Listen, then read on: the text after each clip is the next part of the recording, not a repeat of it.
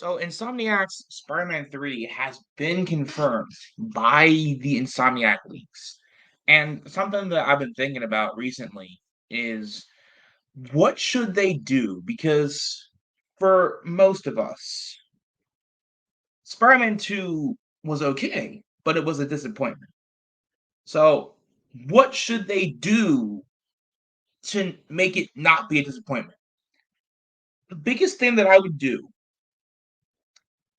you must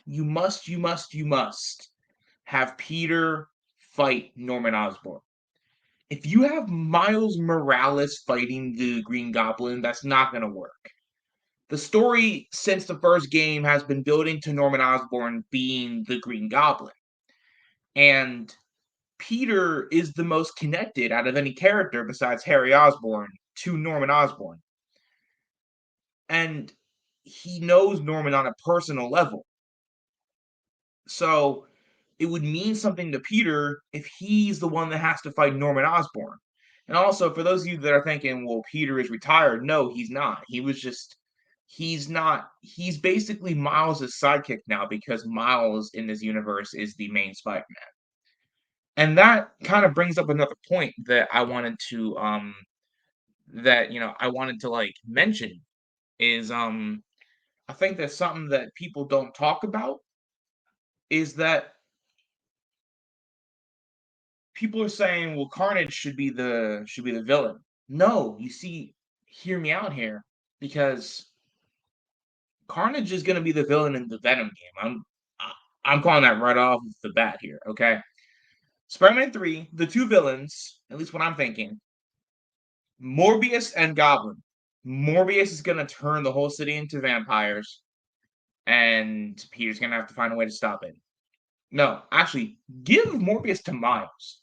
Like Morbius is like this will be Miles's first real test to handle on his own besides, his own game. Um but even then Task Task Taskmaster, not Taskmaster. Um fucking whatever the fuck. Finn's villain name. I don't really know. It's not Taskmaster, but Finn being the villain in that game. That wasn't really a test. You know what I mean? Like Peter would have wiped the floor with Finn and the with Finn in the underground and with Trask in like 70 seconds. So that's not even a challenge. So here's my thing, right? Here's what I think that they should do. Miles should fight Morbius, okay? Have Morbius be Miles's villain. And you can still play as Miles, give him like side missions and stuff like that. But then Peter comes back in the second act of Spider-Man, and it's basically like, listen, I'll handle Norman Osborn because like they find out that like Goblin's like causing mayhem and all that stuff. And if they really want to, they can just adapt the Goblin War arc from the Spider-Man comics.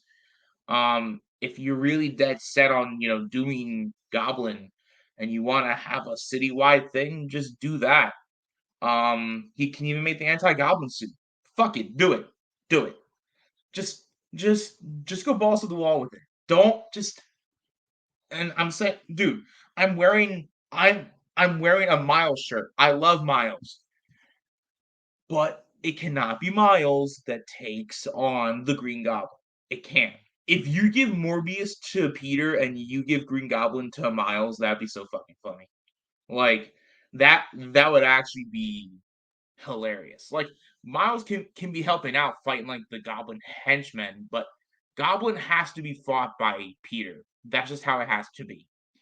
And the reason that I'm bringing this up is um in Spider-Man 2, Harry Osborn was Venom for those of you that don't know. Harry Osborn was Peter Parker's best friend, okay? Already a personal enough of a conflict. Why was Miles involved in that? Like, if you're going to involve him, make the fight cooler. You know what I mean? Or, and like, Miles, when it comes to Peter, like, he gets Peter out of the symbiote suit, and then he does nothing for like Peter. I don't know. It feels like they're trying to make Miles the main character, which, like I said, I don't mind, but it doesn't feel earned. It feels forced in this game.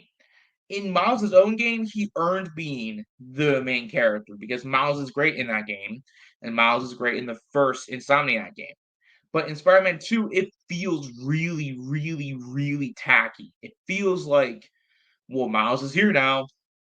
He's now the main Spider-Man, which, like I said, I don't mind.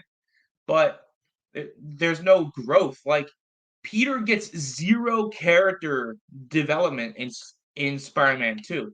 He doesn't even really get over the guilt that he had of losing Aunt May that was present at the end of the first game. He kind of just learns to accept it and then lives a positive life afterward. Like, God forbid, I pray to God that this never happens, but if I ever lose my mom, I'm not gonna just get over that shit like instantly, like within like a year.